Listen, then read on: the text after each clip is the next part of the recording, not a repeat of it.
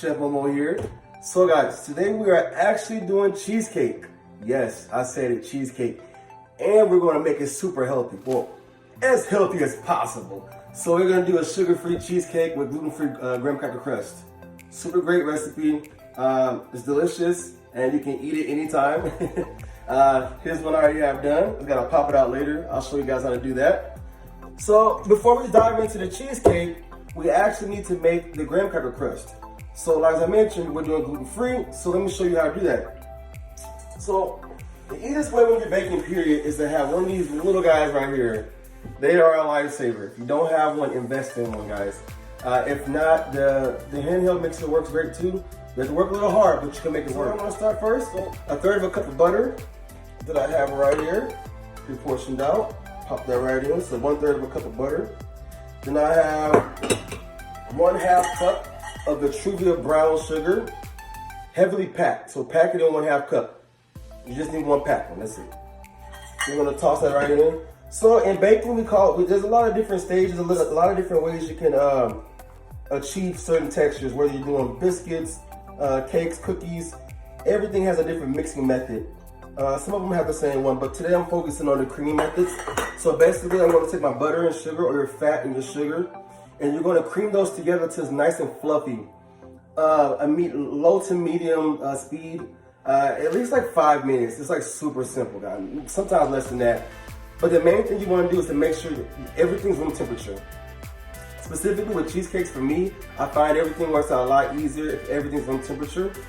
So, got the butter and sugar right there. We're gonna spike that guy there so he can get the mixing. And guys, preheat that oven to 350 so we can cook that cookie crust off first.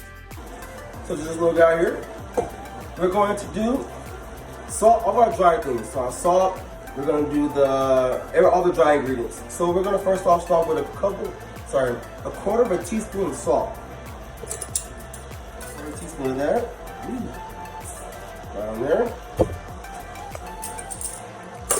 Right. I need a 1.5 cups almond flour. Remember I told you gluten-free. Red meal, I use red meal. Honestly, any almond flour you can get, but red meal is really great, and Arthur's is also. Those are really great qualities. I like those a lot.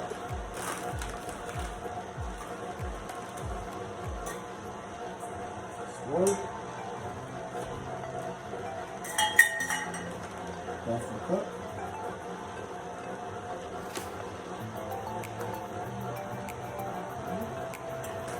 Flax meal is like flax seeds, obviously, except it's ground a little more. We only need a teaspoon. And we're gonna throw that right into the almond flour.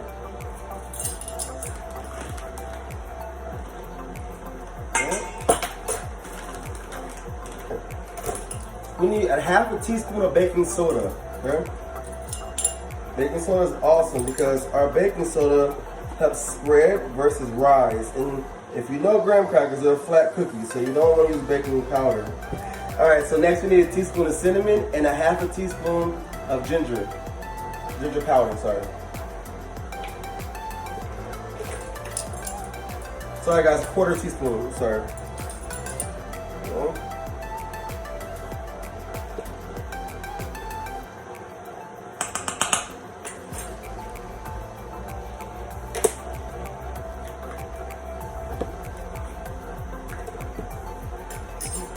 One teaspoon of cinnamon. This helps with that color too.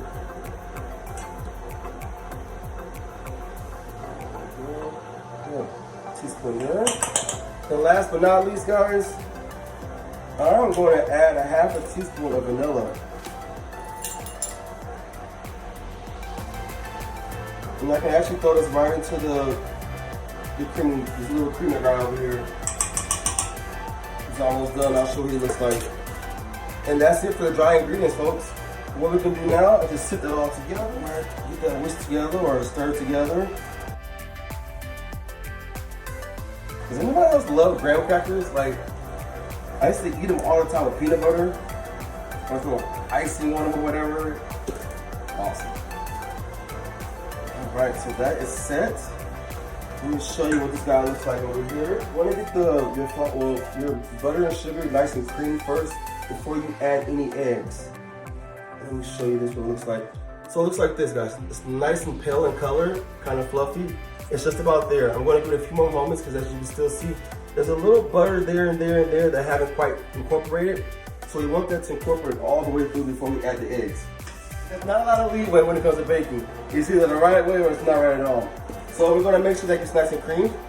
I have an egg here. As I mentioned, everything, most things in baking, if it's not like pie crust or like biscuits or something like that, try to aim for everything room temp. Like if it's cold, leave it out for 2 hours.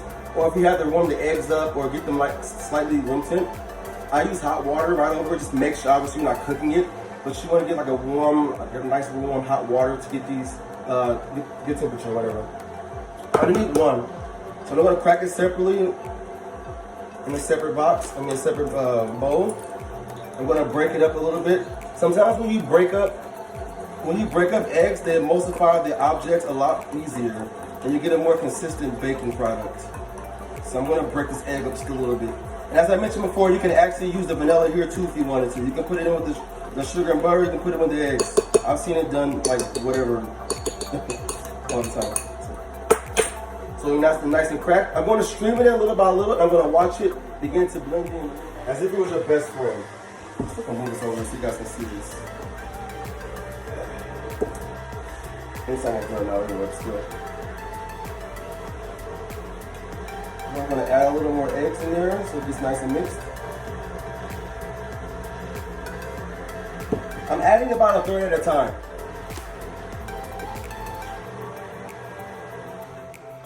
And you will see it look a little broken. I'll let you see this.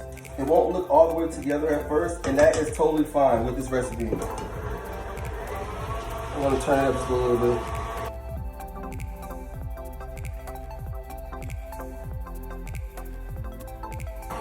I'm going to show you guys this real quick because I want you to see this. So this is what I was mentioning. It's going to look a little broken, just like this, but I promise you guys, don't fear, don't be alarmed. It's perfectly fine.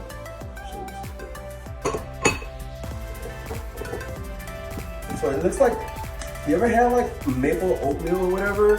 Like when it's like brown and slightly runny, and it's like slightly broken or whatever? This is totally fine with this recipe, I promise. Don't worry. Last but not least, we're gonna add our dry ingredients little by little as it incorporates itself in here.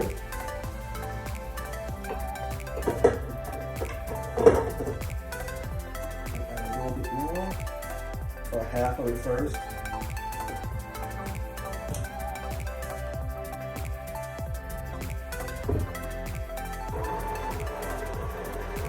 I'm just gonna watch it, just wanna make sure it just mixes all the way in.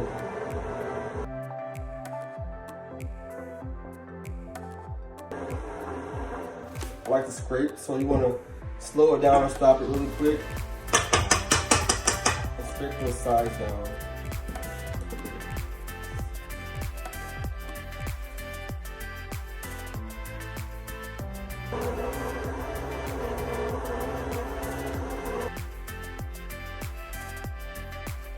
That's good, let me show you. So it's all set. What I'm gonna do, I'm gonna show you this really quick before I put it in a separate bowl. I wanna put it in a bowl and then I wanna pop it in the fridge or the freezer for like 30, 40 minutes. Just so you can finish setting yourself up.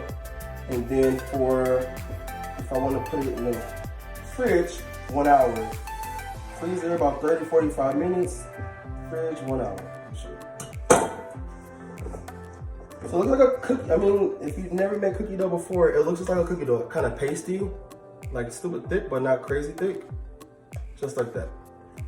And that's it, guys. That's the graham crackers there. I'm gonna let this sit in the fridge and firm up a little bit, and I'll be right back to show you what it looks like, okay? All right, guys. So, this lovely graham cracker dough has been in the freezer for about 30 minutes. It's nice to the touch, so it doesn't stick to my hands as I touch it. Nice and ready. I'm gonna take some non-cooking oil or some cooking spray oil, whatever you want to call it. Spray that guy real good, not heavily. And I'm doing this because I don't have a springform pan. Parchment paper. Remember I told you, when I'm baking, always parchment paper. Pop just like that. You're gonna need about all of it. Start with most of it first. If your hands stick just a tiny bit, I would spray it with cooking oil, or if you have regular oil around you, put some oil on and just spread it out. And this is for one cookie, like I said. If you were doing 2 cheesecakes, then you can obviously would double this recipe. And I know some people are like, how are you making a cheesecake in a cake pan like that instead of a springform pan? Oh, trust me, it works. I have it nice and spread at the bottom, all the way even all the way around. I'm gonna pop this guy in the oven for 12 minutes at 350, okay? Let's get started with this cheesecake. So first we're gonna start with 2 8-ounce portions. And these are room temperature, as I said. I left them out for about 2 hours, 2.5 hours. And they peel right off, pop it right in there. Cream cheese is in the mixer. All right, so next we're gonna do this, we need to use sugar. So this recipe calls for, let's say 3 tablespoons. Technically it's 7 tablespoons for my regular size for 2 of them. So I'll say about 3.5. But I wanna do 2 tablespoons right in the mixer with the cream cheese. And then I wanna set 1 to the side so I can create like a gluten-free slurry. I'm taking flour, almond flour, and a little bit of Truvia and mixed together. It helps like break down the bigger, not trying to be all scientific, but it just helps make sure the almond flour smoothens out a little more versus dumping it right in there. And the same thing for flour if you're doing a regular recipe. The recipe calls for 4 tablespoons of almond flour for regular, so 2 tablespoons for this recipe. 1, 2. So I have that. I'm gonna toss it right in the mixer. Next, we're gonna get the eggs ready, okay? So for this recipe, we need 2 eggs. 2 large eggs or 3 medium eggs. I'm just packing these in a separate container. It makes it easier when you're doing like the whole pouring everything over there. All right, so I got that going. I'm gonna do my vanilla right here also, 2.5 teaspoons. I like a lot of vanilla. Actually, we're just gonna do 2 teaspoons, sorry. Let's not go crazy, just 2 teaspoons. All right, guys, so eggs, vanilla, set that to the side. I'll add salt later because I don't want it to start cooking the eggs a little too soon. If you have almond extract also or lemon extract, feel free to use that. I'm gonna use some almond extract. So for this recipe, I only need 1/4 teaspoon. And I'm pouring that right with the eggs. Next thing is, we need to zest a lemon. All right, guys, so in case you don't have a microplane, which is like the skinny little zester, it's like a skinny long one, and you shape right over there. If you have this is kind of embarrassing, but this is for these videos are for everybody who doesn't have everything that everybody else has. The grater here, it has obviously different levels, all right? The smallest size you can find, we need half the zest of a lemon. I have a large one, so I'm just gonna use a lot less than half of this. You know what, you can also, what I read too, if you don't have a zester or a grater or anything like this, what you can do, you can like peel it with a peeler and like a really, really sharp paring knife or a sharp knife, just chop until it's very, very, very fine. All right, got all that out. So guys, we're gonna throw that right into the eggs. Everything's nice and smooth. So next, I'm just gonna stream in the eggs little by little. Oh, I guess our friend the graham cracker is done. Let's see what it looks like. So that was at 12 minutes. Let me show you guys what it looks like. It looks just like that. Smells like graham cracker. Right, so we're gonna add little by little these eggs. Always stop and scrape, guys. This is what helps, you know, get a nice baking product when everything is nice and cohesive and together. Nice egg in there, match those ingredients. I'm gonna turn it up just for a sec. All right, guys, let me show you what this looks like. It is nice and mixed, nice and velvety, nice and smooth. So this is what it looks like, guys. Just like that. I really like this cheesecake because it's like triple fluff. After it bakes, you know, it's creamy, it's thick and creamy and just velvety and all that good stuff.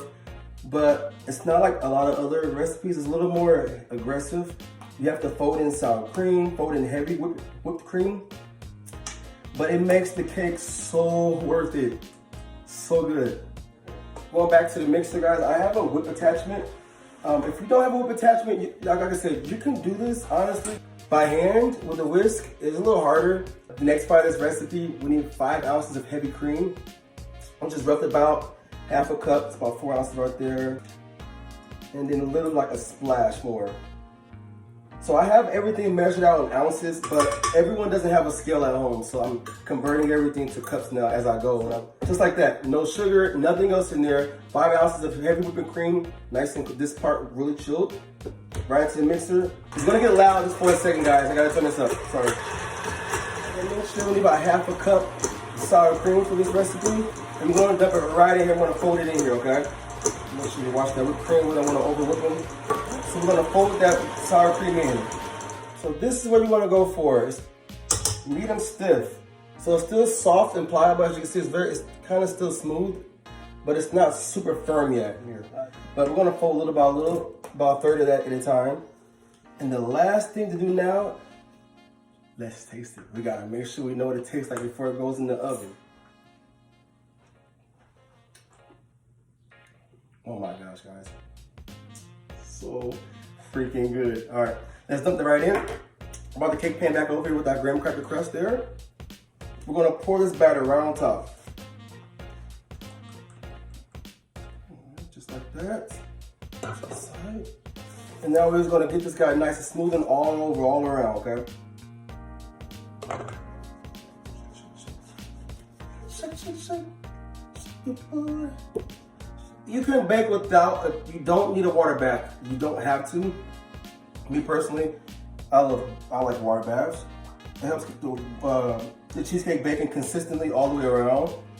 But yeah, so I have water in here already, but you want to put your cake inside of a cake pan like just like this. And we're going to add water just until it goes halfway up of the cake batter itself.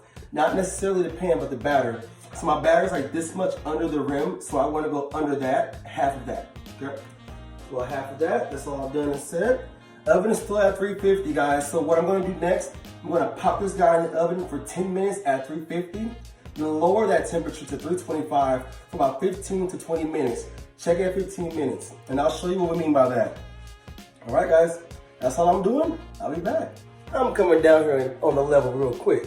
So guys, the cheesecake was initially in the oven at 350 degrees for 10 minutes, and then I'll lower the temperature to 325 for 15 minutes. It might need a couple more minutes or not, but let's double check. I'm gonna show you what we're looking for. So here's the cheesecake, right? So just to the touch right now, I can do this whole thing to this, and nothing really jiggles much. I mean, it's jiggling, but it's not terrible. We're gonna actually need to put about 5 more minutes on there, okay? All right, so I went ahead and gave it 5 more minutes. It is definitely way better predicament than it was before. See how it still jiggles and moves? But it's definitely set. Especially like, yeah, it's definitely set on the outers. The inside is definitely still like set overnight and as it cools and like forms itself and all that good stuff. But that's done, guys.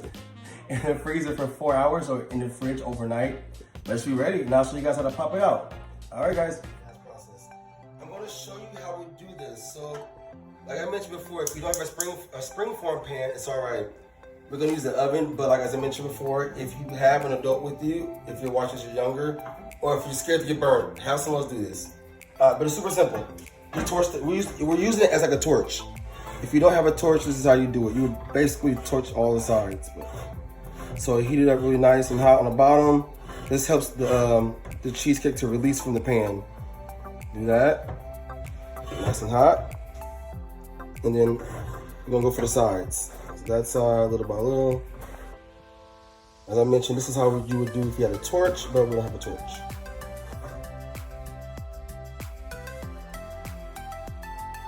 It's gonna scrape the sides, just like that, all the way around, like you do a regular cake.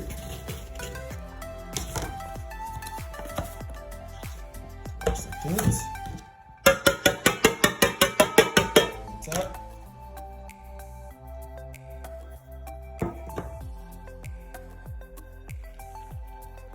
Oh, it smells amazing, guys. Oh my gosh. Another cake pan. If you don't have a cake pan, you can totally use like a sheet tray with parchment paper that's lined pretty well. So there we go. So it's like easy that was. A lot of people are like, oh, we're not springform pans. We can't do cheesecakes from home, but you can. I'm just smoothing the sides out. Just looks a little better with side smoothing. Just makes it look a little better, that's all.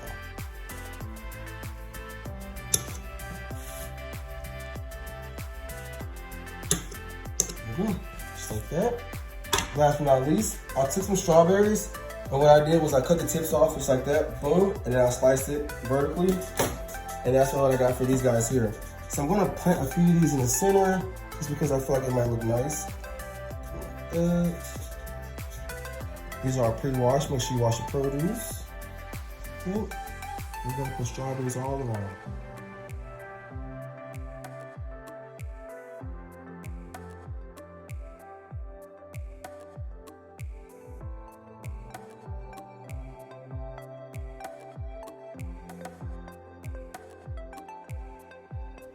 See, there we go, just like that. We got our strawberry cheesecake.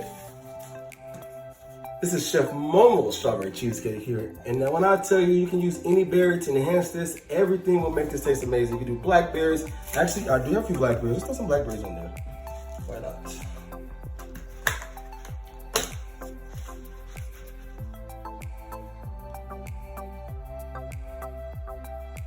A little contrasting.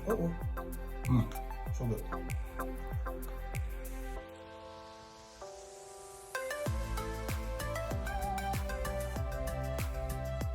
There we go, guys. Well, that's the strawberry cheesecake there with some berries. All right.